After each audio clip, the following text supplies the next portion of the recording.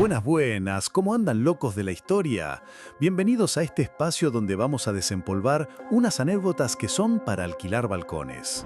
Cuando uno piensa en batallas, se le viene a la cabeza el general San Martín, la estrategia, el honor. Pero ¿saben qué? La historia también tiene su lado B, un lado que es un cago de risa. Hoy nos vamos a meter con esos enfrentamientos que parecen escritos por les Luthiers. Che, imagínate vos declararle la guerra a unos pájaros y encima perderla. ¿Me estás cargando? O la de un ejército entero que una noche de copas se cagó a tiros entre sí. Así que pónganse cómodos, preparen el mate o sírvanse un fernet, porque vamos a arrancar un viaje por las batallas más bizarras y delirantes que se puedan imaginar. Nuestra primera parada es en la Lija de 1932, allá en Australia. La cosa fue así. Después de la Primera Guerra Mundial, el gobierno les dio unas tierras a los excombatientes para que se pusieran a laburar el campo, a sembrar trigo, todo muy lindo. El tema es que no contaban con unos vecinos medio jodidos. Unos 20.000 emús, unos bichos de 2 metros con cara de pocos amigos, empezaron su migración anual y, ¿a que no sabés qué descubrieron? Los campos de trigo de los veteranos. Un festín. Para ellos era el paraíso, pero para los tamberos era una pesadilla. Les dejaban los campos hechos un desastre. Los exsoldados, que de armas algo sabían, le pidieron una mano al gobierno. Che, ¿no nos tiran unas ametralladoras? Y el ministro de Defensa, un tal Sir George Pierce, en vez de decirles, muchachos son pájaros, dijo, ¡bárbaro! De paso los pibes practican un poco de tiro. Una idea brillante, ¿no? Así que oficialmente se declaró la guerra. Mandaron a la Real Artillería Australiana con el mayor Meredith a la cabeza. El tipo fue con 2 ametralladoras Lewis y 10.000 balas. Su enemigo, 20.000 emús que corrían como si tuvieran un cohete en el traste. La primera batalla fue un papelón. El 2 de noviembre vieron a unos 50 emús.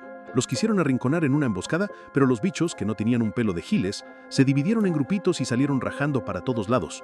Imposible pegarles. Tiraron unos tiros, pero bajaron a un par con toda la furia. El segundo intento fue peor. El 4 de noviembre, el mayor Meredith preparó todo cerca de una represa. Había más de 1.000 emús. Acá los reventamos, habrá pensado. Esperaron a que se acercaran, abrieron fuego y la ametralladora se trabó. ¿Podés creer? Mataron a una docena y el resto se tomó el palo. El propio mayor Meredith, en sus informes, no lo podía creer. El tipo escribió, y esto es posta: si tuviéramos una división con la capacidad de estos bichos para aguantar las balas, nos comemos el mundo. Son como tanques zulúes. Comparó a los emús con tanques. La prensa, obviamente, los mató a gastadas. La gran guerra del emú, le pusieron. Y los dibujitos en los diarios eran para morirse de risa. Al final, después de gastar una cantidad de munición impresionante para resultados de mierda, el mayor Meredith pegó la vuelta. El gobierno tuvo que admitir la derrota. ¿La solución? Mucho más simple. Empezaron a pagar guita por cada pico de emú que les llevaran. Y así, los propios granjeros solucionaron el problema. La guerra del emú es el monumento al papelón. La prueba de que a veces, por más fierros que tengas, si tu enemigo es la naturaleza, anda a cantarle a Gardel. Dejamos los canguros y nos vamos para Europa. Año 1788. El Imperio Austríaco, un peso pesado de la época, estaba en guerra con el Imperio Otomano. La noche del 21 de septiembre, un ejército austríaco de 100.000 tipos estaba acampado cerca de un pueblito llamado Karansebes, esperando a los turcos. Pero acá está el detalle, el problemita. El ejército austríaco era un rejunte de gente de todos lados. Austríacos, húngaros, serbios, croatas, italianos. No se entendía un pomo entre ellos. Las órdenes eran un teléfono descompuesto. Y esto, amigos, fue la clave del quilombo que se armó. Esa noche, para ver qué onda, una patrulla de húsares, que eran la caballería húngara, cruzó un río a explorar. No encontraron ni un turco, pero sí se encontraron con unos gitanos que les vendieron unos cuantos barriles de aguardiente. Los húsares, que para la joda estaban siempre listos, se pusieron a chupar de lo lindo. Al rato, llega un grupo de infantería austríaca, también de exploración, y los ve en plena fiesta. Obviamente, quisieron prenderse. ¡Che, conviden! Pero los húsares, ya medio en pedo y egoístas, les dijeron que ni a palos. Se armó una discusión, se empezaron a putear, y en medio del bardo a alguien se le escapó un tiro. Y ahí se pudrió todo. Para asustar a los otros, a los húsares no se les ocurrió mejor idea que empezar a gritar «Turchi! Turchi!», que quiere decir «los turcos». La infantería en la oscuridad escuchó los gritos, el tiro, y entraron en pánico. Se creyeron que los estaban atacando los turcos de verdad y empezaron a cagar a tiros a sus propios compañeros que volvían corriendo al campamento. Del otro lado del río, en el campamento principal, escuchan el tiroteo. Un oficial ve sombras corriendo hacia ellos y grita ¡Alarma! ¡Ataque turco! Un coronel, cagado en las patas, le ordena a la artillería que abra fuego. Empezaron a tirarles con los cañones a su propia gente. Y para colmo, el tema de los idiomas. Los oficiales alemanes gritaban ¡Halt! ¡Halt! Que es alto. Pero los que no hablaban alemán escuchaban algo parecido a ¡Alá! ¡Alá! Que era el grito de guerra turco. Listo, se convencieron de que el enemigo estaba adentro. Se armó un sálvese quien pueda, todos contra todos, un quilombo monumental. Cuando salió el sol, el panorama era desolador. El campo lleno de muertos y heridos. ¿Y los turcos? No había ni uno. El ejército austríaco se había masacrado a sí mismo.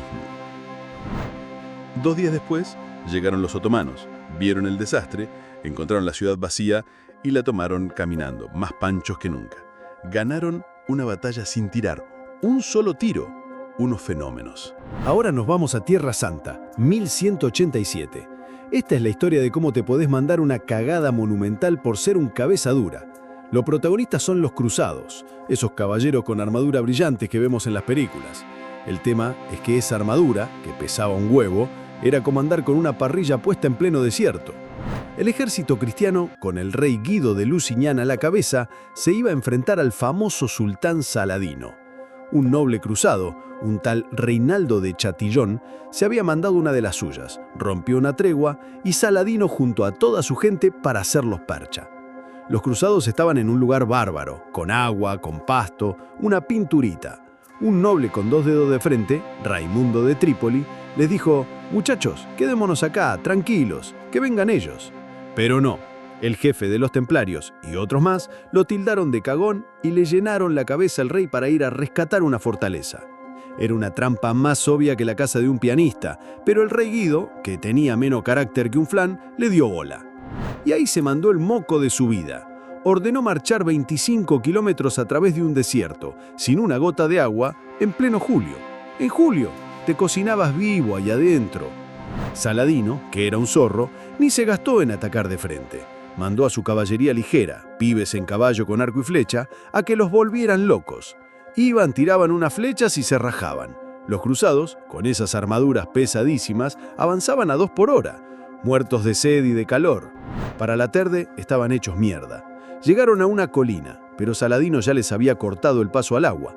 Estaban atrapados. Y para rematarla, el sultán les prendió fuego los pastizales de alrededor. Humo, calor, sed, un infierno. A la mañana siguiente no daban más. La infantería, desesperada, intentó correr hacia el agua y los hicieron bolsa. Los caballeros, que apenas podían levantar la espada, no eran ni la sombra de lo que fueron. La batalla fue una masacre. No se perdió por el enemigo, sino por una decisión estúpida. Los cruzados no fueron derrotados por Saladino, fueron derrotados por el sol y por el bocho de su propio rey. Nos metemos ahora en el mundo de los vikingos, tipos duros, de hacha y barba, que metían miedo en toda Europa. Parecía que no le tenían miedo a nada. Bueno, a casi nada. Resulta que se cagaban todos si miraban para arriba y pasaba algo raro. Para ellos, en el cielo había 2 lobos gigantes, Skoll y Hati, que se pasaban el día persiguiendo al sol y a la luna. Un eclipse para ellos era una catástrofe. Significaba que el lobo estaba por morfarse al sol o a la luna y que se venía el Ragnarok, el fin del mundo, se pudría todo. Entonces, cuando el cielo se ponía negro de la nada, los tipos salían a hacer un quilombo de aquellos. Golpeaban los escudos, tocaban los cuernos, gritaban como descosidos. Todo para asustar al lobo y que escupiera el sol. El caso más famoso es la batalla de Stiklestad, en el año 1030. Ahí lo mataron al rey Olaf II de Noruega. Y las leyendas cuentan que en medio de la batalla, ¡pum!, eclipse solar. El sol desapareció. Imagínate la escena. Estás ahí a los hachazos y de repente se hace de noche. Para los enemigos de Olaf fue un cagazo terrible, una mala señal.